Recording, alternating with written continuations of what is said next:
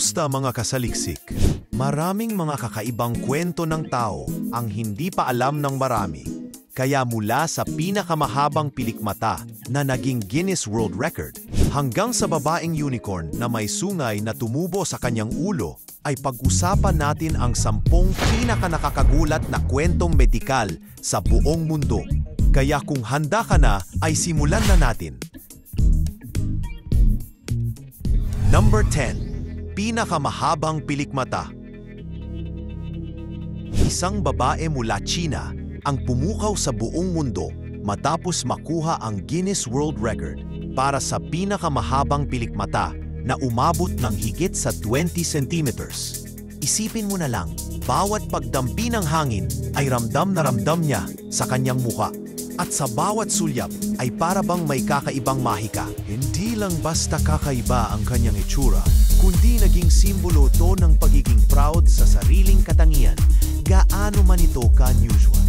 Sa kabila ng mga hamon tulad ng hirap sa pagsuot ng salamin at panganib na mabuhol sa malakas na hangin, hindi ito naging dahilan upang siya'y mawalan ng tiwala sa sarili. Sa halip, naging inspirasyon siya sa iba.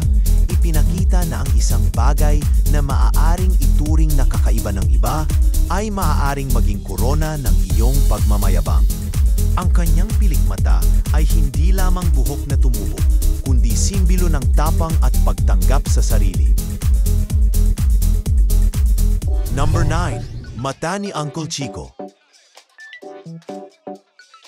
Isang lalaki mula Brazil na mas kilala bilang Uncle Chico ang nagdala ng Guinness World Record para sa pinakakakaibang mata dahil kayang-kaya niyang ilabas ang kanyang mga eyeball hanggang higit sa 1.8 centimeters mula sa kanyang socket. Nakakagulat, nakakakilabot at sabay na nakakaaliw ang tanawin tuwing ginagawa niya ito sa harap ng maraming tao. Dahil sa kanyang kakayahan, agad siyang sumikat sa social media at naging usap-usapan sa anumang sulok ng mundo. Ngunit higit pa sa pagiging pambihirang talento, ginawa niyang inspirasyon ang kanyang kondisyon. Ipinakita niya na bawat isa ay may kakaibang katangian na hindi dapat ikahiya sa bawat palabas at event na kanyang dinadaluhan.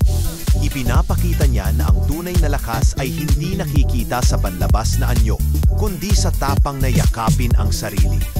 Ang kanyang mata na tila lumalabas ay nagsilbing paalala na ang pagiging kakaiba ay pwedeng maging dahilan ng kasikatan at respeto. Number 8. Higanteng Mongolian.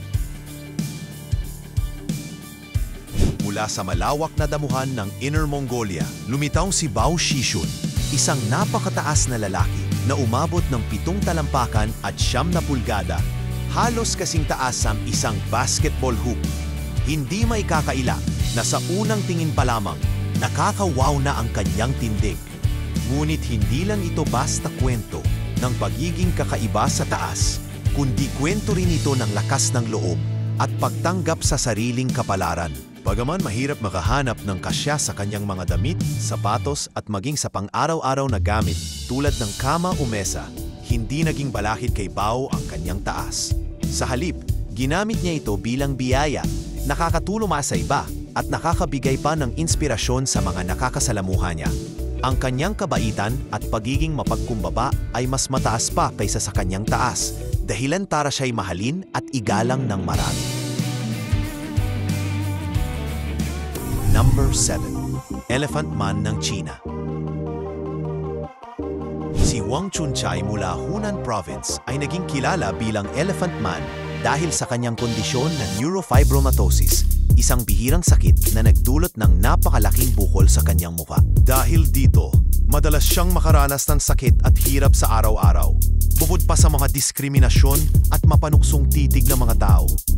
Ngunit sa kabila ng lahat ng iyon, nanatili siyang matatag at matapang. Hindi niya tinakasan ang kanyang kondisyon, bagkus ay ginamit niya ang kanyang kwento para magbigay kaalaman sa iba. Naging boses siya ng mga taing may kaparehong karamdaman at inspirasyon sa mga nakakaunawa na ang totoong lakas ay nakikita sa pagtanggap sa sarili. Sa bawat pagsubok, Pinatunayan ni Huang na ang tunay na kagandahan at kahanga-hanga ay hindi matatagpuan sa mukha, kundi sa puso at sa tapang na ipakita kung sino ka talaga. Number 6, mukhang dalawang face. Isang sanggol na ipinanganap sa Hunan Province noong 2009 ang naging tampok dahil sa bihirang kondisyon na transverse facial cleft. Dahil dito, nagmukhang hati ang kanyang mukha na tila may dalawang anyo, bagay na ikinagulat ng kanyang pamilya at ikinabigla ng kanilang komunidad.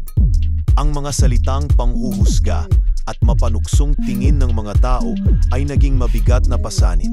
Ngunit pinili ng kanyang pamilya na manatiling buo at suportado siya ng buong puso. Dahil sa tulong ng mga donasyon at kabutihang loob ng marami, nakapagsagawa ng serye ng operasyon ang mga doktor upang unti-unting maibalik ang normal na itsura at galaw ng kanyang mukha. Bawat hakbang ay hindi madali, ngunit nagbigay pag-asa na balang araw ay makakamtan din niya ang isang mas maayos at masayang buhay.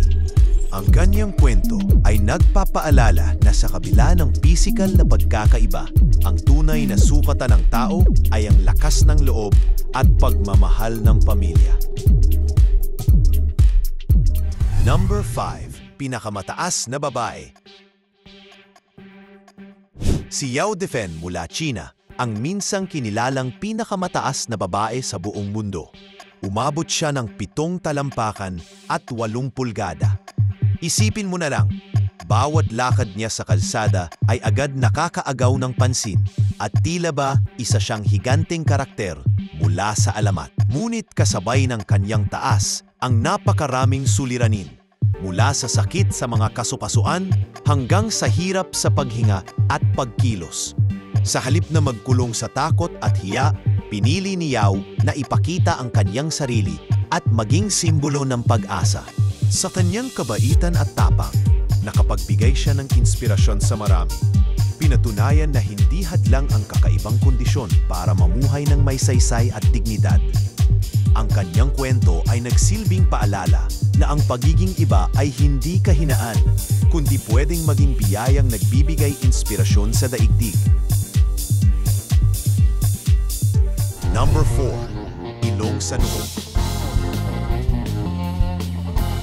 Sa China, isang binata ang nagpatunay na walang imposible sa agham nang siya ay magpalaki ng bagong ilong sa kanyang noo matapos masangkot sa malagim na aksidente.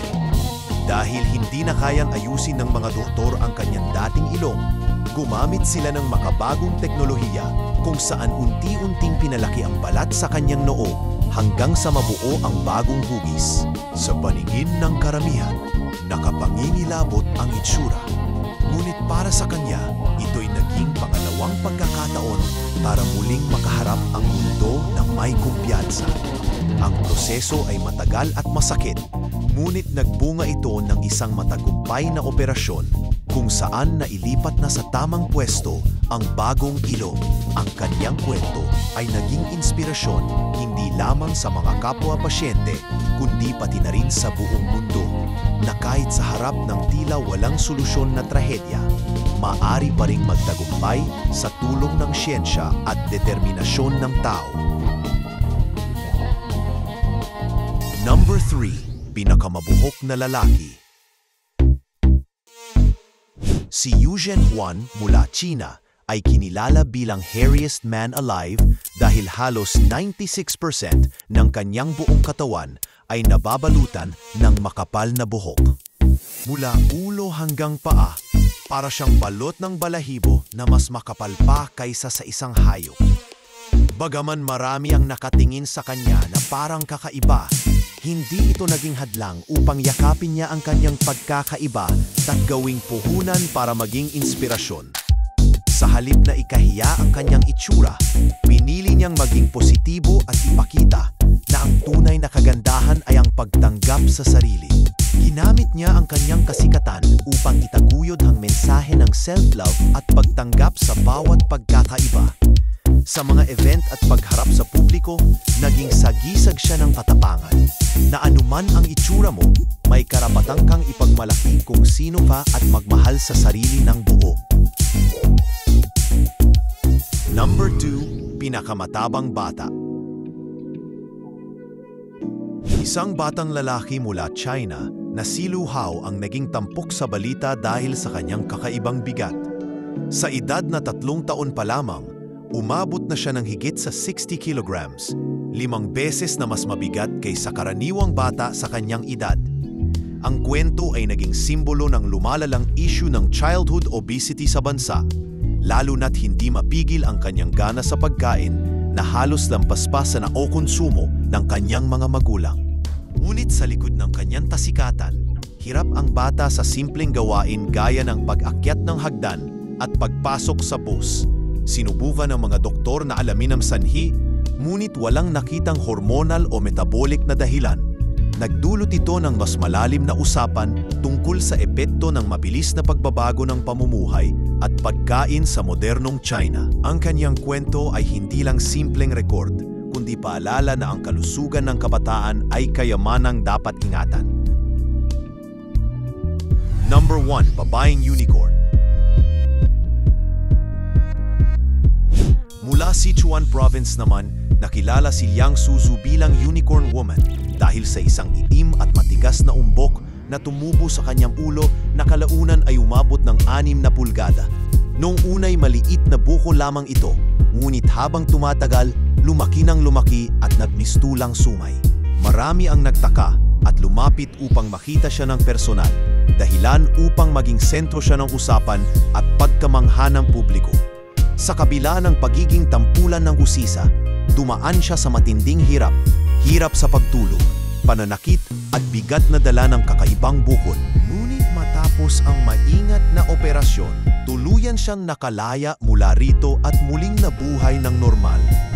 Ang kanyang kwento ay nagsilbing paalala na gaano man kabigat ang pasanin, may pag-asa at kaginhawaan na naghihintay kung hindi susuko. Siya ay naging simbolo ng katatagan at lakas sa harap ng kakaibang hamon ng buhay.